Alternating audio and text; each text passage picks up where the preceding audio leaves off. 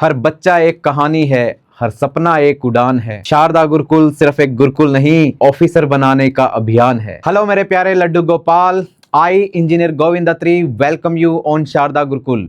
आज हम करने वाले हैं इडियम्स एंड प्रोवर्ब्स। तो बेटा ये क्लास आपके लिए बहुत ज़्यादा इंपॉर्टेंट रहने वाली है, क्योंकि सैनिक स्कूल, मिलिट्री स्कूल और RIMS का जो एंट्रेंस एग्जाम है उनमें इडियम, फ्रेजेस, इडियम्स और प्रोवर्ब्स 2 या 3 नंबर की बिल्कुल पक्के से पूछी जाती है। ठीक है, तो चलिए आज की क्लास स्टार्ट करते हैं। पहला जो क्वेश्चन है ये है आपके सामने, टू डाई इन हार्नेस। बेटा ये एक इडियम है, टू डाई इन हार्नेस। इसके 4 ऑप्शन है आपके सामने, die on a horseback, die while still working, die in the battlefield, die with honours. तो देखो इसको हम समझते हैं। इनको याद करने का तरीका क्या होता है बेटा, इनको ना थोड़ा रिलेट करके याद किया करो, कुछ ना कुछ माइंड में सीन बनाना पड़ता है। ठीक है ना। देखो यहाँ पे टू डाई का मतलब क्या है, मरना। हार्नेस का मतलब क्या होता है, हार्नेस का मतलब, हार्नेस एक तरह से एक औजार है। ठीक है, औजार मतलब ये एक मतलब काम करने का औजार है, काम करने का। जैसे कि हम बात करें कि काम करने, वर्किंग, ठीक है, काम करने का औजार। अब ये कहता है कि टू डाई इन हार्नेस यानी काम करते हुए। अब यहाँ पे सही ऑप्शन क्या है, बी जो ऑप्शन है ना, डाई वाहिल स्टिल वर्किंग। ठीक है ना, मतलब डाई वाहिल स्टिल वर्किंग, काम के दौरान मरना, काम के दौरान मर जाना, डाई वाहिल स्टिल वर्किंग। तो बी ऑप्शन बेटा यहाँ पे आपका सही हो जाएगा। To die in harness, harness का मतलब होता है वर्किंग या फिर काम करने का औजार। तो यहां पे डाई वाहिल स्टिल वर्किंग इसका ऑप्शन हो जाएगा। ठीक है ना। नेक्स्ट क्वेश्चन पे चलते हैं बेटा। नेक्स्ट क्वेश्चन है आपके सामने ये वाला, between the devil and deep sea. अब देखो बिटवीन का मतलब है बीच में, डेविल का मतलब है शैतान, और डीप सी का मतलब गहरा जो समुद्र है। ठीक है, एक इमेजिन करना कि हम ऐसी जगह पे फंसे हुए हैं कि एक तरफ तो गहरा समुद्र है अपने, और सामने हमारे बिल्कुल बहुत बड़ा एक शैतान है। तो इसका मतलब क्या हुआ बेटा कि हम बीच की सिचुएशन में फंसे हुए हैं। अब यहाँ पे जो ऑप्शन है ना आपके सामने, ए ऑप्शन है in confusion, a man who is drowning, to be evil tempered, और डीप सी डाइवर। अब यहाँ पे क्या है कि भाई हम दो चीजों के बीच में फंसे हैं, हमें पता नहीं हम कहाँ जाएं, हम समुद्र में जाएं या फिर उसका सामना करें। इसका मतलब क्या है कि इन कंफ्यूजन होना, यानी जब कोई इंसान बहुत ज्यादा कंफ्यूजन में होता है, ठीक है ना, तो उसको क्या कहेंगे, हम उसको कहेंगे between the devil and deep sea. Okay, तो बेटा नेक्स्ट क्वेश्चन पे चलते हैं। नेक्स्ट इडियम जो है आपके सामने ये वाला है, not able to make both ends meet. देखो नॉट एबल टू योग्य नहीं है, बोथ एंड्स मीट दोनों हाथ मिलाना। अब है क्या बेटा, हम बात करते हैं ना कि 2 टाइम का खाना भी नसीब नहीं होता, या हम 2 टाइम का, हमारे हिंदुस्तान में बहुत सारे ऐसे लोग हैं जिनको 2 टाइम का खाना भी नहीं मिल पाता, या फिर वो 2 टाइम का खाना भी अर्न नहीं कर पाते, कमा नहीं पाते। ठीक है ना। तो यहाँ पे बोथ एंड्स मीट का मतलब क्या है, दोनों वक्त का खाना। तो इसका मतलब क्या है, earn enough, not earn enough आएगा बेटा यहाँ पे। ठीक है ना, आप यहाँ पे करेक्ट कर लो, ये टाइपिंग मिस्टेक है। यहाँ पे डी ऑप्शन हो जाएगा आपका, और डी ऑप्शन में क्या आंसर है, नॉट अर्न एनफ, ज्यादा कमाई ना करना, जिसमें 2 वक्त का खाना भी ना मिले। ठीक है ना, यानी गुजारा जिसका ना हो, ठीक है ना, इतना भी ना कमाता हो कि उसका गुजारा भी ना हो, उसको हम कहेंगे not able to make both ends meet. ठीक है, अगले क्वेश्चन पे चलते हैं बेटा। ये आपके सामने एन एप्पल ऑफ डिस्कॉर्ड। ठीक है ना, डिस्कॉर्ड का मतलब झगड़ा होता है बेटा, झगड़ा या डिस्प्यूट आप बोल सकते हो उसको। ठीक है ना, डिस्प्यूट, डिस्प्यूट या फिर झगड़ा। एप्पल का मतलब सेब। अब है क्या कि ये जो हम देसी भाषा में बोलते हैं ना कि ये झगड़े की जड़ है, यही हमारे बीच में जो झगड़ा है ना, इसकी जड़ ये है। तो झगड़े की जड़, इसका मतलब क्या है कि भाई 4 ऑप्शन आपके सामने, कोज ऑफ हैप्पीनेस है, कोज ऑफ क्वेरल है, कोज ऑफ इलनेस है, कोज ऑफ वेल्थ है। तो झगड़े की जड़ का मतलब क्या है, कोज ऑफ क्वेरल। यानी क्वेरल का मतलब क्या होता है बेटा, क्वेरल का मतलब होता है झगड़ा, और कोज का मतलब कारण, या जिसको बोलते हैं ना जड़। ठीक है ना, तो कोज ऑफ क्वेरल यानी झगड़े का कारण, an apple of discord. Discord का मतलब क्या होता है, क्वेरल, झगड़ा, डिस्प्यूट। ओके, आ रही है बातें समझ में, बहुत अच्छे बच्चे भी। चलो नेक्स्ट करते हैं question, to clear the air. To clear the air, imagine करो कि भाई अपने दिल्ली में ना बहुत ज़्यादा पोल्यूशन होता है, आप सबको पता है ना। और इमेजिन करो कि हमारी गवर्नमेंट है जो उसको एयर को क्लीन करना है, और वो एयर को क्लीन कर पाती है कुछ ना कुछ करके, तो फिर क्या होता है, फिर क्या होता है, जो टेंशन होती है दिल्ली वासियों की कि भाई हम इतने पोल्यूशन में जी रहे हैं, पोल्यूशन में रह रहे हैं, तो वो जो टेंशन है ना उनकी, एयर को जब हम क्लीन कर देंगे, दिल्ली की एयर को क्लीन कर देंगे, उनकी जो टेंशन है ना वो दूर भाग जाएगी बेटा, ठीक है ना। ऐसे रिलेट करके याद करो, टू क्लियर द एयर, यानी क्या हो गया, रिमूव टेंशन, यानी टेंशन को दूर भगाना।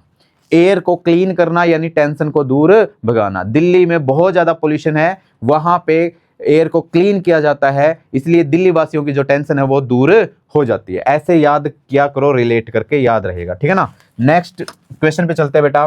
Pillar to post, pillar to post, यानी पिलर से वो कहां पे गया बेटा, पोस्ट पे गया है, ठीक है ना। यानी एक स्थान से दूसरे स्थान पर मूव करना। पिलर टू पोस्ट का मतलब क्या है, एक स्थान से दूसरे स्थान पर मूव करना। अब चार ऑप्शनों में से कौन सा सही है, driven from one place to another, tiresome journey, या फिर main supports of a building, या फिर क्लमसी लुकिंग ऑब्जेक्ट। बेटा driven from one place to another will be the right answers of the given question. Okay, तो pillar to post का मतलब क्या है भाई, एक स्थान से दूसरे स्थान पर जाना, तो पिलर टू पोस्ट, ठीक है ना। नेक्स्ट पे चलते हैं बेटा। नेक्स्ट आपके सामने ये वाला, टू स्मेल ए रैट। अब जैसे बिल्ली होती है, बिल्ली, बिल्ली को चूहा कैसे, बिल्ली चूहे को कैसे पकड़ती है, उसकी स्मेल से पकड़ती है बेटा, ठीक है ना। वो स्मेल आती है उसकी चूहे की, तो वो पकड़ लेती है, उसको पता होता है कि यहाँ पे इसके नीचे ये बिल है, या फिर इस चीज के नीचे चूहा है, ठीक है ना। वो स्मेल करती है, तो इसका मतलब क्या है भाई, इसका मतलब बिल्ली ये सोचती है कि यहाँ पे कुछ ना कुछ गड़बड़ है, यहाँ पे कोई चूहा है।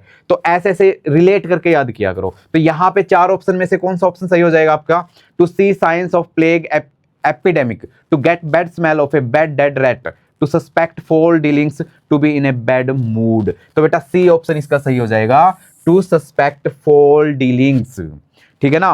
कहीं गड़बड़ होने का सस्पेक्ट होना, अंदाजा लगना कि हाँ इस चीज में बहुत ज्यादा गड़बड़ है, ठीक है ना। कोई डील की गई है, बिजनेस में कोई डील है, उसमें आपको पता लगता है कि भाई थोड़ा सा सेंस आती है कि यहाँ पे कोई ना कोई गड़बड़ है, ठीक है ना। उसी को कहते हैं हम स्मेल ए रैट, कि भी किसी को ना स्मेल आ रही है इसमें से, यानी गड़बड़ की बदबू आ रही है, कोई ना कोई कंफ्यूजन है, कोई ना कोई चीज है जो गलत है, गलत होने वाला है, और इस चीज में गलत है तो उसकी सेंस आ रही है, ठीक है ना। तो ऐसे रिलेट करके याद किया करो, स्मेल टू रैट मतलब टू सस्पेक्ट फॉल डीलिंग्स, ठीक है। नेक्स्ट क्वेश्चन है बेटा आपके सामने, to be above board, above board. देखो यहां पे अबोव है ऊपर, और बोर्ड है बोर्ड, यहां पर रिलेट करो कि ये स्मार्ट बोर्ड है, ठीक है ना। इस स्मार्ट बोर्ड के ऊपर मैं कुछ लिखता हूं, अब मैं क्वेश्चंस लिखे हुए हैं, तुम्हें समझा रहा हूं, तुम समझ रहे हो, ठीक है ना। इस क्या कोई चीज छुपी हुई है, यहाँ पे कुछ नहीं छुप रखा ना, तो हर चीज आपके सामने है कि नहीं है ना। यानी अबोव बोर्ड का मतलब क्या है कि भाई सारी चीजें सामने होना, बोर्ड के ऊपर होना, और जो चीजें बोर्ड पर होती है, बोर्ड पे लिखी होती है, सामने होती है, इसका मतलब उसमें कोई भी छिपा हुआ नहीं होता। और जो चीज छिपाई हुई नहीं होती, इसका मतलब वो ऑनेस्टी को शो करती है बेटा, ईमानदारी को शो करती है। तो यहाँ पे देखो, to have a good height, no, they have no doubt, no, to be honest in any business deal, right. C answer will be the good answers or right answers for the given question। to be honest in any business deal, कोई भी business deal करते हो उसमें ईमानदारी को व्यक्त करना, show करना, वही क्या कहलाएगा बेटा, टू बी अबोव बोर्ड, ठीक है ना। मीनिंग एग्जैक्ट नहीं निकलते इन चीजों के, आपको थोड़ा सा रिलेट करके उनको याद करने की कोशिश करनी पड़ती है बेटा, ठीक है ना।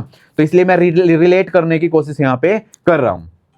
तो नेक्स्ट क्वेश्चन है बेटा आपके सामने ये वाला, stick to one's guns, stick to one's guns, यानी बंदूक से चिपके रहना।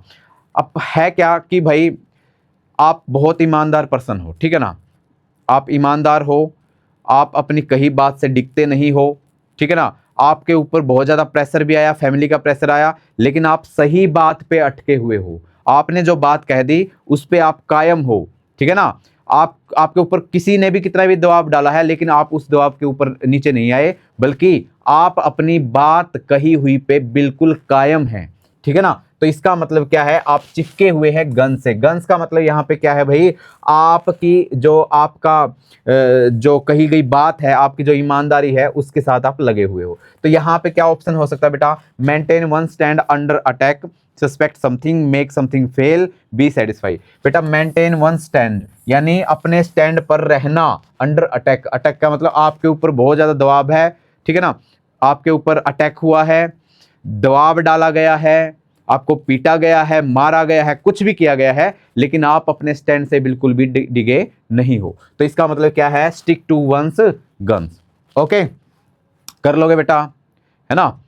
तो ऐसे रिलेट करके इसको याद करना है। नेक्स्ट क्वेश्चन आपका ये वाला, सी eye to I, I to आई मतलब आंख में देखना। अब दो पर्सन है बेटा, ठीक है ना, अब दो लोग हैं, वो किसी एक कॉमन चीज को देख रहे हैं और उनके माइंड में भी उस कॉमन चीज के बारे में वही चीज, वही थॉट चला हुआ है। तो जब दो पर्सन किसी एक मुद्दे पर या एक चीज पर एक अपनी सेम परिस्थिति को व्यक्त करते हैं, सेम थॉट को व्यक्त करते हैं, सेम सोच को व्यक्त करते हैं, तो उस केस में हम कहेंगे to see eye to eye, to see eye to eye, यानी stare at each other, depend on agree, depend on या तीसरा एग्री या make an effort.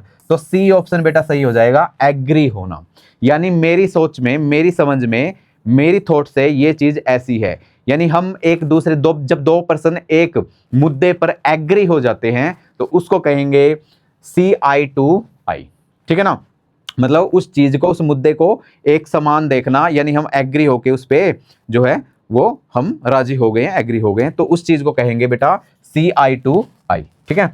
Next question आपके सामने ये वाला, गेट कोल्ड फीट, हाथ पांव। आपने सुना होगा बचपन से कि किसी चीज का, किसी व्यक्ति का, किसी पर्सन का हाथ पांव जो है ठंडे पड़ गए। ऐसा क्यों होता है, कई बार डर में भी होता है बेटा, कई बार हमारे ऊपर इतना एकदम से फियर हो जाता है किसी चीज का, तो हमारे हाथ पांव जो है ठंडे पड़ जाते हैं। तो यहाँ पे गेट कोल्ड फीट तो मतलब नर्वस हो जाना बेटा, क्या हो जाना, नर्वस हो जाना, फियर के कारण या किसी डेंजर के कारण नर्वस हो जाना, यानी ए ऑप्शन यहाँ पे सही हो जाएगा, B nervous. Feet feeling like ice, ये तो नहीं हो सकता है ना। कॉग्निजेबल, एनिमी और डेंजर, ये भी नहीं है। इग्नोर समवन, ये भी नहीं है। तो इसका मतलब क्या है बेटा, बी नर्वस, यानी नर्वस हो जाना, उसको कहेंगे गेट कोल्ड फीट, ठीक है ना।